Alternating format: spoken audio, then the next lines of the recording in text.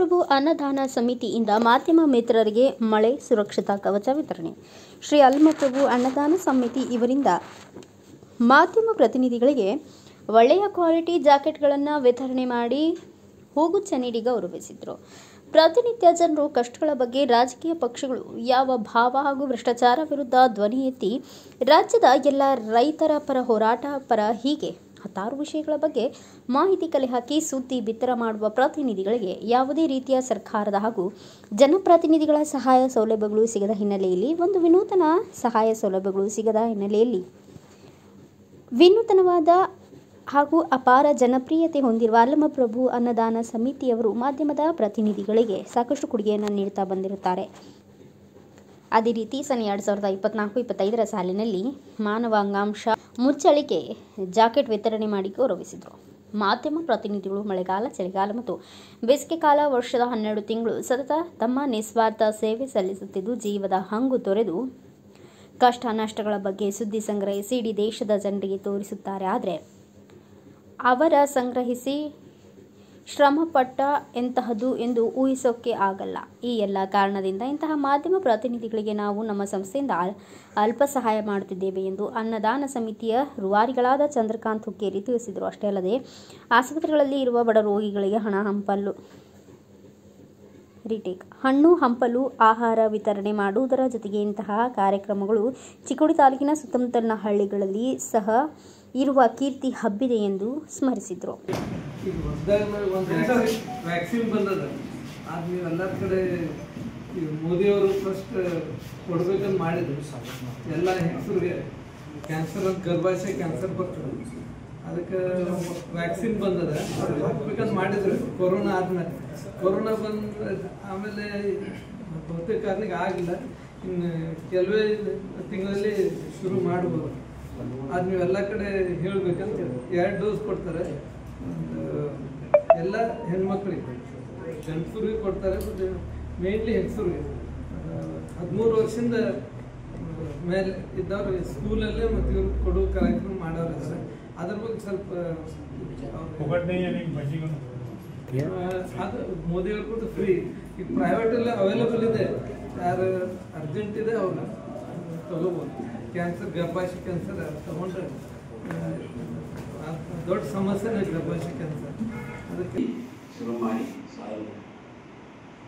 20 ವರ್ಷ ಆಯಿತು. ಏನೇನು ಒಂದು ಒಳ್ಳೆ ಕೆಲಸ ಮಾಡೋಣ, ನಮಗೇನು ಪಬ್ಲಿಸಿಟಿ ಬೇಡ, ಯಾರಿಗೇನು ನಮಗೆ ಹಾರ ತುರಾಯಿ ಬೇಡ, ಎಲ್ಲರೂ ಆದರೂ ಒಳ್ಳೆಯದಾಗಲಿ ಅಂತ ಒಂದು 4 ಜನಕ್ಕೆ ಉಪಯೋಗ ಆಗಲಿ ಅಂತೇಳಿ ಮೊದಲಿಂದ ನಾವು ಕೇಳೋರೆ, ನಮ್ಮ ಅಕೌಂಟೆಂಟ್ ಅವರ ಏನೇನೇ ಮಾಡೋಣ ಕೇಳ ಏನಾರೇ ಒಂದು ವಿಚಾರ ಅಂದರೆ ಸ್ವಲ್ಪ ಏನಂದರೆ ಬಡವರಿಗೆ ಏನಾರೇ ಒಂದು ಹಾಸ್ಪಿಟಲ್ ಬರ್ತಾರೋ ಅವ್ರಿಗೆ ಪಾಪ ಹಳ್ಳಿಯಿಂದ ಬರ್ತಾರೋ. ಯಾಕಂದ್ರೆ ನಾವು ಹಳ್ಳಿಯಿಂದನೇ ಬಂದೆವು. ಯಾಕಂದ್ರೆ ಈಗ ನಾವು ಮತ್ತು ಬೇಸಿಕಲಿ ನಾವು ಎಲ್ಲರೂ ಒಕ್ಕಲದಿಂದ ಹುಟ್ಟಿ ಬಂದವರು. ಯಾಕಂದ್ರೆ ಬೇಕಾದಂಥ ದೊಡ್ಡ ಶ್ರೀಮಂತ ಇದ್ರೂ ಅವರಿಗೆ ಸಿಟಿಗೆ ಬಂದರೆ ಪಾಪ ಅವ್ರಿಗೆ ಬರಲಿಕ್ಕೆ ಪೇಷಂಟ್ಗಳಿಗೆ ಊಟ ಏನೂ ಅನುಕೂಲ ಇರಲಿಲ್ಲ. ಅದಕ್ಕೆ ಇದು ಏನಾರು ಅಂತೇಳಿ ನಾವು ಮಾಡೋರು ಅಷ್ಟೇ ಹುಡುಕಿದವ್ರಿಗೆ ನೀವು ನಡ್ಸ್ಕೊಂಡು ಹೋಗೋದಾಗ ನಮ್ಮ ಹೆಸರು ಕೆಡಬಾರ್ದು. ಯಾಕಂದ್ರೆ ಇಂಥವ್ರೆಲ್ಲರೂ ಮಾಡಿದ್ರು, ಎಲ್ಲರೂ ನಾವು ಯಾರು ಪಬ್ಲಿಕ್ ಕಡೆಯಿಂದ ಏನು ಹಣ ತಗೊಲಿಲ್ಲ.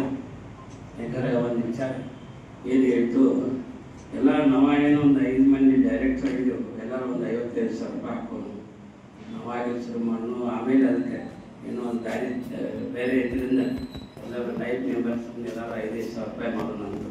ಅದರಿಂದ ಜನ ಸಾಕಷ್ಟು ನಮಗೆ ಏನೋ ಅವ್ರ ನಮ್ಮ ಒಳ್ಳೆಯದಕ್ಕೋ ಏನೋ ಹೊರಟವ್ರಿಂದ ಎಲ್ಲರೂ ಸರ್ಕಾರ ಭಾಳ ಮಾಡಿದ್ದಾರೆ. ನಮಗೆ ಇಲ್ಲಿ ತನಕ ನಾವು ನಡ್ಸ್ಕೊಂಡು ಬಂದೆವು. ಸುಮಾರು ಒಂದು ನಮ್ಮದೇ ಆದ ಈಗ ಒಂದು 50 ಲಕ್ಷ ತನಕ ಒಂದು ಕ್ಯಾಪಿಟಲ್ ಆಗಿದೆ. ಆ ಕ್ಯಾಪಿಟಲ್ ಏನು ಬರ್ತದೆ ಸ್ವಲ್ಪ ಇಂಟ್ರೆಸ್ಟ್ ಮತ್ತೇನೋ ಯಾರು ಎಲ್ಲಿ ನೋಡಿದ್ರು ನಾ ಏನು ಬಾಜಿಫಿಷನ್ ಮಾಡೋಂಗಿಲ್ಲ. ನೀವು ಬೆಳೆ ಅದನ್ನೇ ತರಲ್ಬಿಟ್ಟು ಹೇಳ್ತಾನೆ. ಇದು ಏನು ನೋಡಿ, ಒಂದು ದೇಶ ಬೆಳಿಬೇಕಾದ್ರೆ 2 ಇಂಪಾರ್ಟೆಂಟ್ ಇದಾವ್ರಿ. ಮೊದಲು ಇಲ್ಲಿಗಿದ್ದು ಈಗ ಭಾಳ ಒಂದು ಕಮ್ಯುನಿಕೇಷನ್, ಒಂದು ಟ್ರಾನ್ಸ್ಪೋರ್ಟ್. ಈಗ ಕಮ್ಯುನಿಕೇಷನ್ ಎಕ್ದಮ್ ಫಾಸ್ಟ್ ಆಗೈತಿ, ಟ್ರಾನ್ಸ್ಪೋರ್ಟ್ ಫಾಸ್ಟ್ ಆಗೋದ್ರಿಂದ ನಮ್ಮ ದೇಶ ತುಂಬ ಬೆಳೀತಿದೆ. ಮತ್ತು ನಮ್ಮ ದೇಶ ನಿಲ್ಲೋದು ಎಷ್ಟು 4 ಪಿಲ್ಲರ್ ಮೇಲೆ ನಿಂತೈತೆ. ಒಂದು ನೀವು ಪತ್ರಕರ್ತರು, ಎರಡನೇದು ಜಸ್ಟಿಸ್ ಲಾ, ಮೂರನೇದು ಡಿಫೆನ್ಸ್, ನಾಲ್ಕನೇದು ರಾಜಕಾರಣರು. ಇವು 4 ಪಿಲ್ಲರ್ನಾಗ 1 ಪಿಲ್ಲರ್ ಬಿದ್ದರೆ ದೇಶ ಎಲ್ಲ ತಳಗ ಬರ್ತೈತಿ. ಆ ಸಲಿಗೆ ನಿಮ್ದು ಭಾಳ ದೊಡ್ಡ ಜವಾಬ್ದಾರಿ ಐತಿ. ಮತ್ತು ಇವರೆಲ್ಲ ಹೇಳೋದು ಸೋಷಿಯಲ್ ವರ್ಕ್ ಮಾಡೋದಂದ್ರೆ ಭಾಳ ಸಸಾರ ಇಲ್ರಿ. ಈಗ ನನ್ನ ಮನೆ ಕೆಲಸ ಇರ್ತೈತೆ, ನಾ ಹೇಳ್ತಾನೆ 8 ತಾರೀಕು ಪಾಪ ಈಗ ಫಂಕ್ಷನ್ ಮಾಡೋ ಹೇಳ್ತಾನೆ 8ನೇ ತಾರೀಕು ನಂಗೆ ಏನು ಫಂಕ್ಷನ್ ಇದ್ರೆ ನಾ ಅದು ಬಿಟ್ಟು ಬರಬೇಕೈತಿ. ಯಾಕಂದ್ರೆ 24 ನಮ್ದು ಸೋಷಿಯಲ್ ವರ್ಕ್ ಮಾಡೋದಂದ್ರೆ ನಾವೆಲ್ಲ ಬಿಟ್ಟು ನಿಲ್ಬೇಕು. ಅದೇನು ಭಾಳ ಇದಿಲ್ರಿ. ಒಂದು ನಿಮ್ಮದು ಪತ್ರಕರ್ತರದು ಹಂಗೆ ಬಿಸ್ನೆಸ್ ಐತ್ರಿ. ಯಾಕಂದ್ರೆ ಯಾವಾಗ ಯಾರು ಕರೀತಾರೆ ಎಲ್ಲಿ ಕರೀತಾರೆ ಹೇಳ ಬರಂಗಿಲ್ಲ. ನಿಮ್ಗೆ ಮಿನಿಸ್ಟರ್ಗಳಾಗಲಿ ಅವರಾಗಲಿ ಸಾಕೆ ನಿಮ್ಗೆ ಕರಿತಿರ್ತಾರೆ. ಅದ್ರ ಸಲಿಗೆ ನೀವು ಎಲ್ಲೆಲ್ಲಿ ಹೋಗ್ತೀರಿ, ಏನೇನ ಈಗ ಮೊನ್ನೆ ನೋಡ್ರಿ ಅವು ಎಲ್ಲಿ ಇದಕ್ಕದು ಇಸ್ರೇಲ್ ಇದು ಯುದ್ಧ ಅದು ನಡೆದವ್ರು ಅಲ್ಲಿ ಹೋಗಿ ನೀವು ಅದರದೆಲ್ಲ ಇದು ಕೊಡ್ತಾರೆ ನ್ಯೂಸ್ ಎಲ್ಲ. ದೃಶ್ಯ ಮಾಧ್ಯಮ ವಿರಾಟ ರೂಪದಲ್ಲಿ ಬೆಳೆದ್ಬಿಟ್ಟಿದೆ. ಯಾವ ಒಂದು ವಿಷಯ ಸಿಕ್ತಂದ್ರೆ ಅದರಲ್ಲಿ ಅಧ್ಯಯನ ಮಾಡಿ, ಅದರಲ್ಲಿ ಸಂಶೋಧನೆ ಮಾಡಿ, ಅದನ್ನ ಸಮಾಜಕ್ಕೆ ತಿಳಿಸುವಂತಹ ದೊಡ್ಡ ಕಾಯಕವನ್ನು ಮಾಡುವಂತ ಏನಾದರೂ ಶಕ್ತಿ ಇದ್ರೆ, ವ್ಯಕ್ತಿ ಇದ್ರೆ ಅದು ಕೇವಲ ಪತ್ರಿಕಾ ಮಿತ್ರ. ನಾನು ಪತ್ರಿಕಾ ಮಿತ್ರರನ್ನ ಹೊಗಳಬೇಕು ಅನ್ನೋದಕ್ಕಿಂತ ವಿಶ್ಲೇಷಣೆ ಮಾಡಬೇಕು ಅನ್ನೋ ಆಸೆ ಇದೆ ನನಗೆ. ಯಾಕಂದ್ರೆ ನಾನು ಕೂಡ ಪತ್ರಿಕಾ ವರದಿಗಾರನಾಗಿ ಕೆಲವು ದಿನ ಕೆಲಸ ಮಾಡಿರೋದ್ರಿಂದ ಅದು ಎಲ್ಲೆಲ್ಲೋ ನನ್ನಲ್ಲಿ ಉದ್ಭವ ಆಗಿ ನಿಂತುಬಿಡುತ್ತೆ. ಮಾತನಾಡುವಾಗ, ಸಮಾಜದಲ್ಲಿ ಇರುವಾಗ, ನಾನು ವೃತ್ತಿಯಲ್ಲಿ ಭಾರತೀಯ ಜೀವಮಾನ ನಿಗಮದಲ್ಲಿ ಒಬ್ಬ ಅಭಿವೃದ್ಧಿ ಅಧಿಕಾರಿಯಾಗಿ ಕೆಲಸ ಮಾಡುವಂತಹ 60 ವರ್ಷದ ತರುಣ ಇರಬಹುದು. ಆದರೆ ನನ್ನ ಪ್ರವೃತ್ತಿಯಲ್ಲಿ ಈ ಸಮಾಜವನ್ನು ತಿದ್ದುವಂತಹ ಅಂತ ಅಲ್ಲ. ನಾವೇನು ರಾಜಕಾರಣಿಗಳಲ್ಲ ಅಥವಾ ಸಮಾಜ ಸೇವಕರು ಅಲ್ಲ. ನಾವು ಅಥವಾ ನಾನು ನಮ್ಮಲ್ಲಿರುವಂತಹ ವೈಶಿಷ್ಟ್ಯಪೂರ್ಣವಾದಂತಹ ವಿದ್ವತ್ತನ್ನ ಸಮಾಜಕ್ಕೆ ಆಗ ಈಗ ತೋರಿಸಲಿಕ್ಕೆ ಪ್ರಯತ್ನ ಮಾಡ್ತೀವಿ. ಪತ್ರಿಕಾ ರಂಗದವರು ಇವತ್ತು ಅದಕ್ಕೆ ಸಂಶೋಧನೆ ಮತ್ತು ಅಧ್ಯಯನ ಯಾಕೆ ಹೇಳ್ತಾ ಇದ್ದೇನೆ ಅಂದ್ರೆ, ಇವತ್ತು ಸಂಶೋಧನೆ ಮತ್ತು ಅಧ್ಯಯನ ಇಲ್ಲದೆ ಏನು ಮಾಡಲಿಕ್ಕೆ ಸಾಧ್ಯ ಇಲ್ಲ. ಅದರ ಪೂರ್ವ ತಯಾರಿ ಬೇಕು. ನಾನು ಯಾವುದೇ ಕಾರ್ಯಕ್ರಮಕ್ಕೆ ಹೋಗಾಗ ಕ್ಯಾಮೆರಾ ತಗೊಂಡು ಹೋದ್ನಿ, ನೋಟ್ಬುಕ್ ತಗೊಂಡು ಹೋದ್ನಿ ಸಾಧ್ಯ ಇಲ್ಲ. ಆ ಕಾರ್ಯಕ್ರಮ ಯಾವ್ದು ನಡೀತಾ ಇದೆ, ಆ ಕಾರ್ಯಕ್ರಮದ ಹಿನ್ನೆಲೆ ಏನು, ಆ ಕಾರ್ಯಕ್ರಮದ ಔಚಿತ್ಯ ಏನು, ಆ ಕಾರ್ಯಕ್ರಮದಲ್ಲಿ ಯಾರು ಅತಿಥಿಗಳಿದ್ದಾರೆ, ಅವರ ಪೂರ್ವಾಪರಗಳೇನು, ಅದಕ್ಕೇನಾದ್ರು ವ್ಯವಸ್ಥೆ ನಿಗದಿ ಏನಾದ್ರು ಇದೆಯೋ, ಇವೆಲ್ಲವನ್ನು ಪೂರ್ವ ತಯಾರಿ ಮಾಡ್ಕೊಂಡು ಹೋದ್ರೆ ವಿಶ್ವೇಶ್ವರ ಭಟ್ರೆ ಯಾಕೆ, ಅಜಿತ್ ಹನುಮಕ್ಕನವರು ಯಾಕೆ, ಅವ್ರಿಗಿಂತ ದೊಡ್ಡವರು ನೀವು. ಯಾಕಂದ್ರೆ ಯಶಸ್ಸು ಪೂರ್ವ ತಯಾರಿಲಿ. ಯಾವುದೇ ವೃತ್ತಿ ತಗೊಳ್ಳಿ. ಒಬ್ರು ಹೊಲಕ್ಕೆ ಹೋಗಿ ನಾನು ಕೃಷಿಕನಾಗಿ ಕೆಲಸ ಮಾಡಬೇಕಂದ್ರೂ ಕೂಡ ಮೊದಲನೇ ದಿವಸ ಕುರ್ಪಿ ತಗೊಳ್ಬೇಕು, ಬ್ಯಾಗ್ ತಗೊಳ್ಬೇಕು, ಕಿಟ್ಲಿ ತಗೊಳ್ಬೇಕು ಅನ್ನೋ ಪೂರ್ವ ತಯಾರಿ ನನ್ನಲ್ಲಿದ್ರೆ ನಾನು ಹೋದಂತ ಕೆಲಸ ಆಗ್ತದೆ. ಇವತ್ತು ನಮ್ಮ ಹುಕ್ಕೇರಿಯವರು ಕಳೆದ 2 ದಶಕಗಳಿಂದ ಅನ್ನದಾನ ಕಾರ್ಯಕ್ರಮವನ್ನು ಮಾಡಿ, ಬಹುತೇಕ ನಿಮ್ಮಲ್ಲಿ ಕೂತವರಿಗೆ ಅನೇಕ ಜನರಿಗೆ ಅನ್ನದಾನದ ಅಂದ್ರೆ ಪರಿಚಯ ಇರದೇ ಇರ್ಬೋದು. ನಾನು ಹೇಳಲಿಕ್ಕೆ ಇಚ್ಛೆ ಪಡ್ತೇನೆ. ಇಲ್ಲಿ ಮುಖ್ಯವಾಗಿ ಇದು ಆರಂಭ ಮಾಡಿದ್ದು ಅನ್ನದಾನ ಸಮಿತಿ. ಇಲ್ಲಿ ಇರುವಂತಹ ಅಂದ್ರೆ ಚಿಕ್ಕೋಡಿಯಲ್ಲಿರುವಂತಹ ಈ ಆಸ್ಪತ್ರೆಗಳಲ್ಲಿ ಹೊರ ರೋಗಿಗಳು ಬಂದಿರ್ತಾರೆ ಅಥವಾ ಒಳ ರೋಗಿಗಳಿರ್ತಾರೆ. ಆ ಒಳ ರೋಗಿಗಳ ಜೊತೆಗೆ ಬಂದಿರತಕ್ಕಂಥ ಅವರ ಸಂಗಾತಿಗಳಿಗೆ ಊಟದ್ದು ತಿಂಡಿದು ವ್ಯವಸ್ಥೆ ಮಾಡುವ ಸಲುವಾಗಿ ಒಂದು ಚಿಕ್ಕ ಒಂದು ಉದ್ದೇಶವಿಟ್ಟುಕೊಂಡು ಆರಂಭವಾದಂತ ಒಂದು ಸಂಸ್ಥೆ. ಇವತ್ತು ನಮ್ಮ ಪಡ್ಲಾಳೆ ಅವರು ಹೇಳಿದ್ರು ಹೆಮ್ಮರವಾಗಿ ಬೆಳೆದಿದೆ ಅಂತ ಹೇಳಿ. ಖಂಡಿತವಾಗಿ. ಯಾಕಂದ್ರೆ ಅನ್ನ ಕೊಡೋದು, ಅನ್ನದಾನ ನೀಡುವುದು ದೊಡ್ಡ ಕೆಲಸ ಇದೆ. ಆ ಅನ್ನದಾನವನ್ನು ನೀಡುವಂತಹ ಚಿಕ್ಕ ಕಾಯ, ಅನ್ನ ಸಾರು, ನೀವು ಯಾವ ಹಾಸ್ಪಿಟಲ್ ಇದ್ದಾರೆ ಆ ಹಾಸ್ಪಿಟಲ್ ಇಟ್ಟು ₹1 ಮುಖಾಂತರ ನೀಡುವಂತಹ ಕಾರ್ಯಕ್ರಮವನ್ನು ಪ್ರಾರಂಭ ಮಾಡಿ ಬರ್ಬರ್ತಾ ಬೆಳೀತು. ಅದನ್ನು ಔಟ್ಸೋರ್ಸಿಂಗ್ ಮಾಡಿದ್ವಿ. ಇವತ್ತು ಅಷ್ಟೇ ಜನ ಡೈರೆಕ್ಟರ್ಸ್ ಇದ್ದಾರೆ. ಅದೇ ವ್ಯಕ್ತಿ ಇದ್ದಾರೆ, ಬೆಳ್ಳಿ ಕೂದಲಿನ ಬಂಗಾರಪ್ಪ.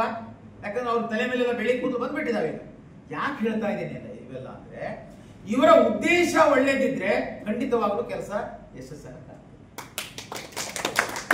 ಅವರು ಇವತ್ತು ಉದ್ದೇಶವನ್ನು ಒಳ್ಳೇದಿಟ್ಟುಕೊಂಡಿದ್ದಾರೆ.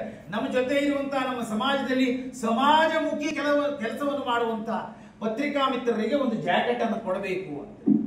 ಅದು ಮನಸ್ಸಿನಲ್ಲಿ ಮಳೆಗಾಲದಲ್ಲಿ ಕೊಡಬೇಕು, ಅದರ ಉಪಯೋಗ ಆಗ್ತದೆ. ಅದು ಬಿಟ್ಟು ಬೇರೆ ಏನು ಉದ್ದೇಶ ಇಲ್ಲವೇ ಇಲ್ಲ.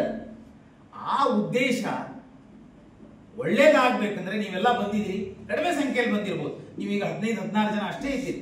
30-38 ಜನ ಬರಬೇಕಿತ್ತು ಅಂತೇಳಿ ಹುಕ್ಕೇರಿಯವರು ಹೇಳಿದ್ರು ನನಗೆ. ಕಡಿಮೆ ಸಂಖ್ಯೆಯಲ್ಲಿ ಬಂದಿರಬಹುದು, ಅನಾನುಕೂಲತೆಗಳಿರ್ಬೋದು.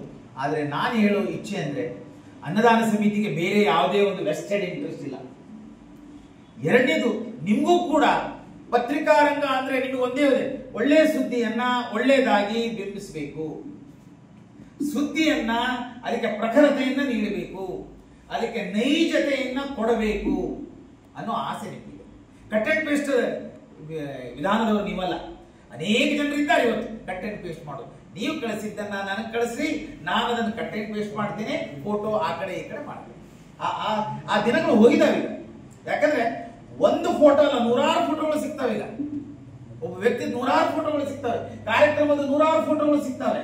ಆ ಫೋಟೋಗಳಲ್ಲಿ ಆಂತರ್ಯವನ್ನು ನಾವು ಕಾಣಬೇಕು, ಅವರ ಆಂಗಿಕ ಭಾವನೆಯನ್ನು ತಿಳ್ಕೊಳ್ಬೇಕು, ಅವ್ರು ಹೇಳಿದ ಮಾತುಗಳನ್ನು ಅರ್ಥ ಮಾಡ್ಕೊಳ್ಬೇಕು. ಇವೆಲ್ಲವನ್ನು ಅರ್ಥ ಮಾಡ್ಕೋಬೇಕಂದ್ರೆ ನಾನು ಹೇಳಿದ್ನಲ್ಲ, ಸಂಶೋಧನೆ ಮತ್ತು ಅಧ್ಯಯನ ಖಂಡಿತವಾಗ್ಲೂ ಬೇಕು. ಈ ಸಂದರ್ಭದಲ್ಲಿ ಚಿಕ್ಕೋಡಿ ಡಿಎಸ್ಪಿ ಬಸವರಾಜ್ ಯಲಿಗಾರ್, ಪಡಲಾಳೆ ಚಂದ್ರಕಾಂತ್ ಹುಕ್ಕೇರಿ, ಸಂಜು ಬಡಿಗೇರ್, ಡಾಕ್ಟರ್ ಮಸಾಲೆ, ಚಿಕ್ಕೋಡಿ PSI ಬಸನಗೌಡ ನೆರ್ಲೆ ಇವರೆಲ್ಲರ ಉಪಸ್ಥಿತಿಯಲ್ಲಿ ಕಾರ್ಯಕ್ರಮ ಅತ್ಯಂತ ಯಶಸ್ವಿಯಾಗಿ ಜರುಗಿತು. ಬ್ಯೂರೋ ರಿಪೋರ್ಟ್ ರಾಜು ಮುಂಡೆ, ಭಾರತ ವೈಭವ news, Chikkodi. Thanks for watching. Read, discuss and debate with editor Dr. Yan Prashant Rao. Wanted reporters in print, digital and visual media for Bharat Vaibhav Daily Newspaper, BV News 5 Channel and BV Fast Web News from all the talukas of Karnataka, Goa and Maharashtra. If interested, send your resume to 9019229369.